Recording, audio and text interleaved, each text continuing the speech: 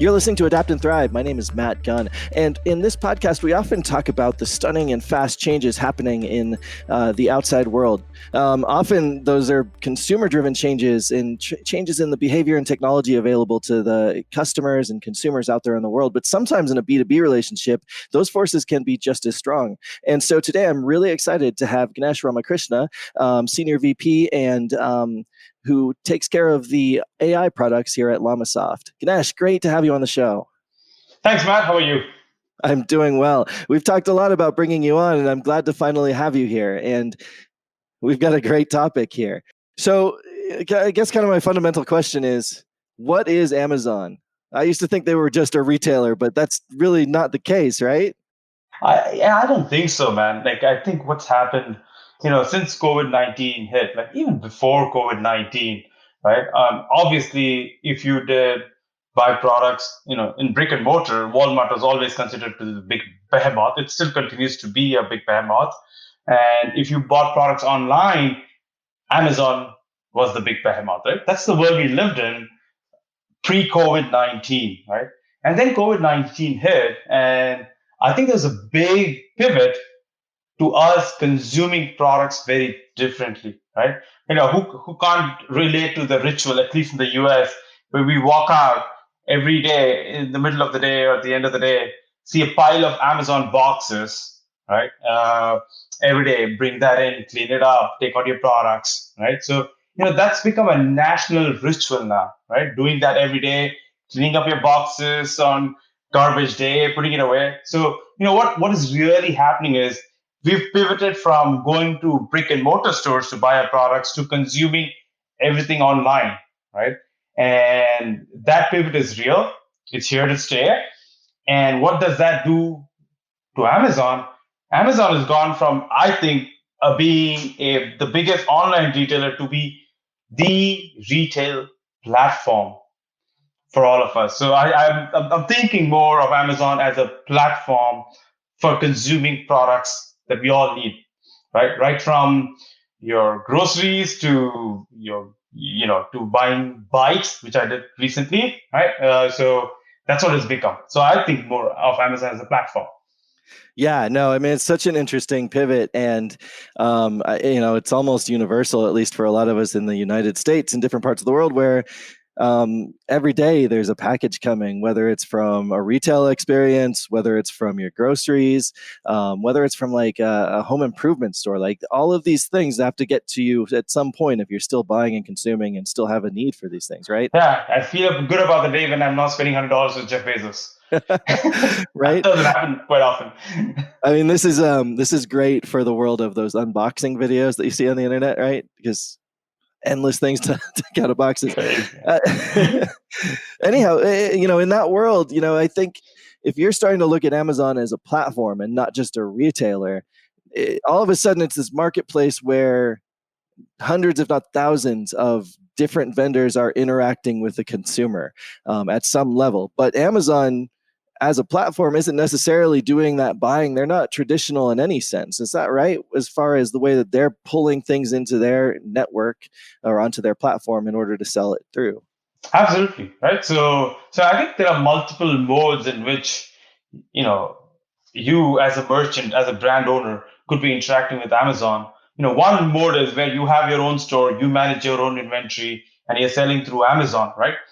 The other mode, for the larger brands, which is kind of the space where we tend to operate, is Amazon tends to buy products from these larger brands, right? And make it their inventory. In that case, they're like more like a traditional retail partner of yours, right? And they keep your products in inventory and they sell the products. I think that's where the whole vendor central program kicks in, right?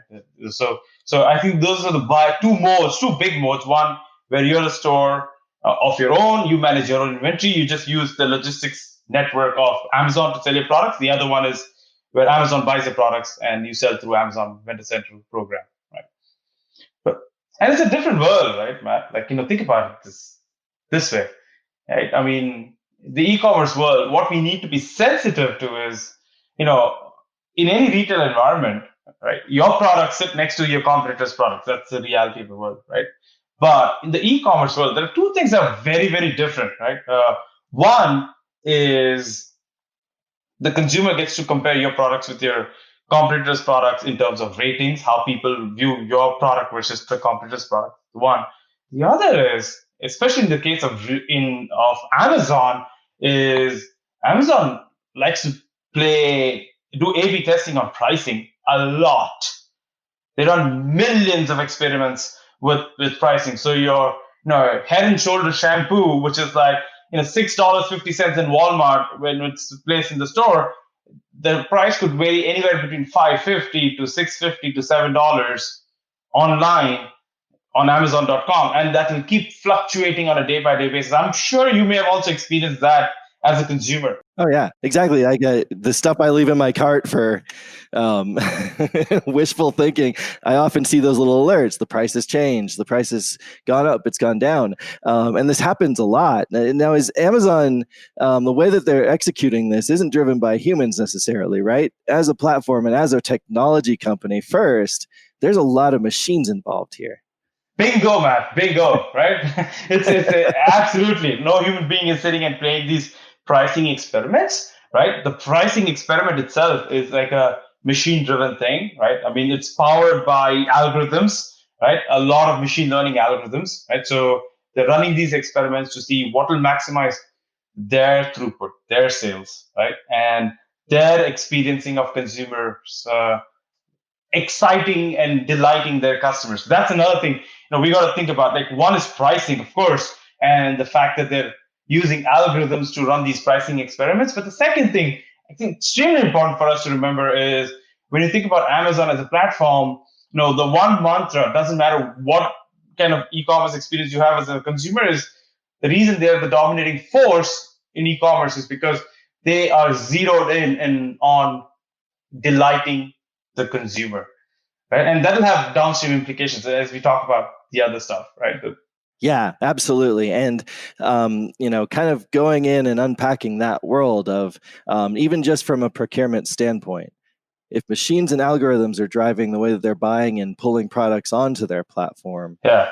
that would seem to me to have massive implications for anyone who's a vendor, whether you're like a retailer or a brand or a CPG, who is interacting with Amazon, because there's often a human element to demand planning, to forecasting ahead where you're going to sell what and to whom.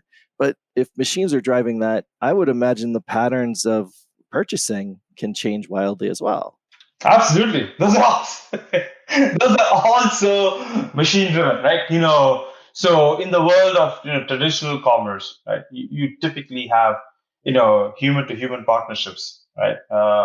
You know, people understand people and they say, hey, look, why don't you order 20,000 cases this week, 30,000 cases next week? If the demand is spiking, we'll work with you. Things just go up and down, right? But people working with people is a very different game than where a machine first is playing these games on the pricing, and it's logical for all of us to understand that when you play games with pricing, it has huge implications on demand, right? So the demand naturally goes up and down, right? But then Amazon, the ordering machine, is also a machine. It's not a human being. It's no human being you're interacting with at a brand level. It's the machine, and the machine does a whole range of other calculations, if you will, to come up with what they need to order with you as a brand, right? So that creates a new layer of complexity. And Matt, if I think most chief supply chain officers, what I would encourage them is if they are not aware of this, if Amazon is a partner, and if you're not aware of this, go talk to your Amazon channel folks in your company. They will empathize with this immediately, right? I mean, this is what our experience has been working with some of the big brands who sell through Amazon, is that this is a challenge that they're faced with day in and day out, right? So it's the world of machines is what you're dealing with. Yeah, and that's a distinct pain point, I would imagine, for those folks that are interacting with Amazon. Do they have the right tools to do it? I mean, thinking of the way that legacy systems are built and installed, to me, it seems that there's probably a little bit of a disconnect. How are companies able to respond with the systems that they have today, or maybe what are they missing to well, fight the algorithm with an algorithm, so to speak? No, you bring up a good point, right? So when you think about current demand planning systems that brands own, right? The manufacturers or any brand owns, right? It's built for the world of traditional commerce, where your retail partner is giving you demand signal for the last X weeks. You look at that, and then you look at that demand signal, like saying, "Hey, how much you sold? Last week, the week before that, the week before that," and you see like X weeks of past demand data at the point of sale level. In some cases, you take all that data and project into the future. Use that projection. Think about what inventory policies, how far away are you from the retailer, use that inventory thinking to say, hey, how much should I be ready for in terms of inventory? That's the work that you do in traditional commerce. Obviously, we have a ton of customers and a ton of folks that we partner in that space. But when it comes to Amazon, right, the one unique thing, of all the challenges of working with a very dynamic world, we talked about pricing, demand changing, working with machines. The one great thing Amazon does is that it shares a lot of information about what's going on Amazon.com with your products, right? So it tells you how many click-throughs happened. It tells you whether people added their product. Even if somebody did not buy the product, how many times was it added to the cart, right? And then taken out. It tells you some information on price changes, right? So it tells you how many times did they experience stockouts with the product in the last X weeks. Right? So they give you a whole range of information. And where things stand right now, Matt, is brands are getting the information and they don't know what to do with it, right? And I think that's where brands need to get sharper on, because there's a lot of juice in there. Right? That's the work that we have done, and we worked with some large CPG firms, and we've discovered that these data points actually have a lot of juice in them, and you can extract that juice to say, get a better handle on what Amazon is going to do next. Right? I think that's where you hinted on this, the machine versus machine thing. If you can build your own machine learning algorithms that kind of decodes what Amazon is doing, it is actually possible to have a better handle on what's Amazon's next move is. So think about you responding to Amazon's machine move with a machine move of your own to say what's going on in the Amazon world. And it usually, the secret sauce there is two things. I think one is, extracting the juice from the information that they're giving you, marry that with your data, come up with some better understanding of what Amazon is going to do, and the algorithmic technique that we found to be super successful is machine learning, right? We use my data scientists would tell me they use something called quantile regressors. I really don't know what that means, but there is the takeaway is that there are algorithms and techniques that can be used to extract the juice in the data. And that's a really interesting point. Like, thinking back to the traditional ways of forecasting and planning and the human interaction between businesses, you can kind of project when there's going to be like a promotion or a sale window or something like that, because you're kind of setting it on a clock and you're just using past data. But now all of a sudden you have a bunch of newer data that's coming in from Amazon, everything, all that granularity there. But yes, I mean, it would seem to me that trying to find a pattern or a signal in all of that data and the rate that it's coming in just is something that people can't necessarily keep up with. Absolutely. And it's all hyper personalized, right? So Amazon may not stand up on a podium and say, this is exactly what we do. But we all know that if you ask your cousin sitting in New York City saying, hey, are you getting the same price for the product? Chances are they're not getting the same price for the product. These are minor changes that they make. It's not like, the head and shoulder that we talked about is $6.50 for you and $11 for that person. No, it's $6.50 for you, it's $6.70 for them, right? And but these things have a huge implication on the signal. So think about these A/B testings are running at a hyper personalized level. So the craziness in the data is like it's not for human beings to digest and make sense out of it. All right, so let's shift the conversation a little bit and kind of go back to what we were talking about earlier. But you mentioned that, okay, Amazon has extreme pricing volatility. Things happen fast on Amazon, and it's not very even or predictable. Two, retailers or really any brand that's interacting with customers right now is very much going into this world of e-commerce, delivery, buy online, pick up in store, whatever it is. It's not just traditional shopping. Um, Now, I feel like in the past there was some hesitancy to say working with Amazon, but anymore, when that becomes the platform for commerce rather than its own retail environment, you have to coexist. So, what are the implications if you just don't kind of play by those rules in this new world, or don't play by the rules of other e-commerce brands that are going to start using similar techniques in their own buying and selling cycles? Yeah, that's a great point, Matt. Like, think about this, right? You're doing all the hard work to innovate on the product side, right?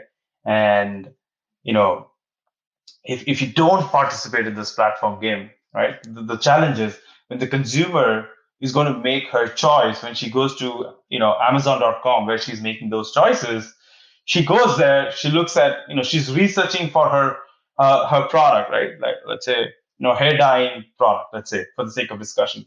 If your product is not there, right? I mean, one of the things I want to mention again is if you are out of stock with Amazon, right, your product will not even get displayed on Amazon.com. So when the yeah, so when Jill is going to buy that hair dyeing product and she doesn't see it, it's not there. She didn't even look for review. And then she let's say she hair dyes for the first time and she's doing that research. That's when people are doing research. Your product is not there. You lost her for life to your competitor who may have a decent product, right? I mean, and you lost her for life. You don't want that to happen, right?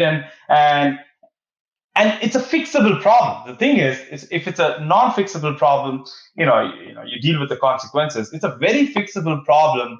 All you got to do is apply the smarts in understanding the Amazon data and responding smartly with better technology. I think it's a technology upgrade that you need to do with your inventory planning, with your forecasting, which is doable, right? Why would you want to lose Jill for not doing that technology upgrade?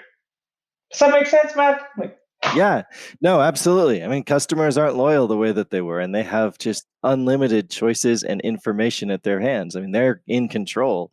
So, yes, you lose them and you find an alternative product that's reliable, that's in stock, that is priced right. Yeah, I wouldn't go back either necessarily. yeah. So you gotta zero in. My advice would be, zero in on what's going on Amazon, right? Uh, Understand if you are where you need to be on Amazon as a platform, right? See if you're able to respond to Amazon's demand in a consistent way. See, our evidence is anecdotal, but we're pretty sure that that's the case across the board. That people find it very hard to respond to the Amazon demand in a native way, in like in the old school way, if you will, right? And we know in the experiments that we've run, we have a product actually in this space, right? That helps with absorbing all this information from Amazon, right? And marrying that with your traditional demand signal, traditional inventory signal, and say, hey, what do we think Amazon is going to be forecasting next week? It's not perfect, but it's a massive improvement over where things stand today without this technology, right? So try that, see what happens, right? And things to change in a significant way, right? But you got to be ready for this technology upgrade. Well, and I think maybe you're being a little bit humble saying evidence is anecdotal, but let's talk about that solution that you've been working on in particular. You didn't just come up with this out of thin air, right? This is something that you developed working with major partners, and have uncovered through time. Um, so if some of the biggest brands in the world can leverage this type of technology, leverage AI that sits on top of their existing systems or between those B2B relationships like this, can anyone equip themselves to better handle these crazy demand patterns, these shifts from places like Amazon or Alibaba or what have you, where machines are very much starting to make more decisions? Yeah, so great point. We've been working on this for almost 2 years, right? We've been thinking about forecasting and AI as a brand, right? For more than 6 years, right? Because AI is a new space, right? It's a 5-year-old concept for most people, right? So since the start, time forecasting and AI came about, it was very clear that forecasting is going to be one of the areas where it will have the huge impact, right?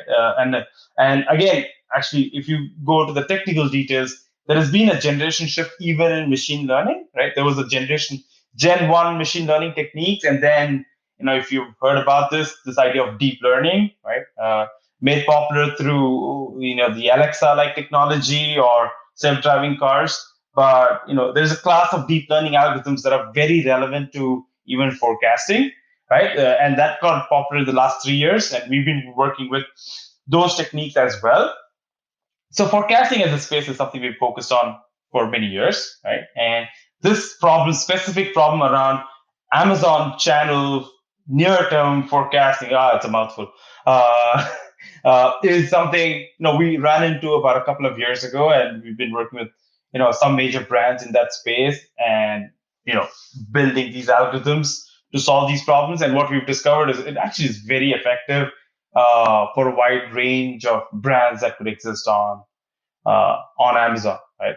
What I don't want to say is it'll work. You definitely need it. It's our experience that the brands that we worked with need it because their demand is unusually spiky, unusually up and down on Amazon compared to every other channel, right?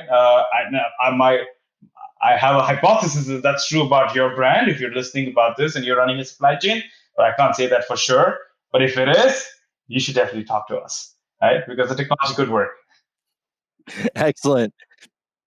So yeah, as we kind of close out the conversation, thinking through this platform view and looking toward the future where I think some of the shifts that have happened in consumer shopping might never go back to the quote unquote normal. What can brands start to do? What steps can they take to start to think differently about how they're leveraging their data, about how they're doing this very short-term forecasting in order to set themselves up for success in this new, very online world?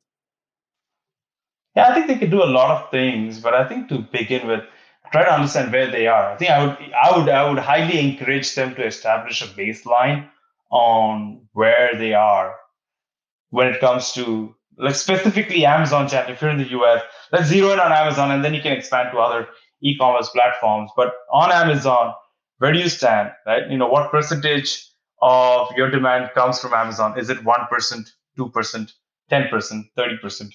Right? If it is only 1%, then you gotta ask the question, why is it only 1%? Right? And see what you can do to improve there. Right? There are a lot of techniques you can apply there. But if you're a significant percentage of demand comes from Amazon, you got to start asking the question: how many times have I stocked out in the last 6 months on Amazon? Why? What happened? So I would say do some root cause analysis, and there's a good chance when you do that root cause analysis, you'll find out that you pretty much have had a hard time trying to predicting the Amazon demand, right? I think very good chance that will come out, right? And if that comes out, we have a play for you to help you think through that stuff. Excellent. Yeah. Again, you kind of have to see the problem before you can solve it. But taking those first steps, I imagine, could be pretty eye-opening for companies. It could be, man. Excellent. Yep, it could be. All right. Well, Ganesh, thank you so much for joining me for this episode. Truly, I've always thought of online as just being part of our lives now, and it seems more than ever, it really is how we're getting so much of the things that we need to sustain us every day. For those brands that are out there that are trying to shift to this world, it's good to know that there are methods where you can kind of sort through the madness of really unpredictable and uneven demand. Absolutely, Matt. Thanks for having me, and stay safe. Excellent. Thanks, everyone, for listening to this episode of Adapt and Thrive. My name is Matt Gunn. Be sure to find us on Spotify, Apple Podcasts, or wherever you get your downloadable media. And if you have any thoughts, suggestions, or questions for us, please feel free to reach out to me at matt.gunn@llamasoft.com. Thanks for listening.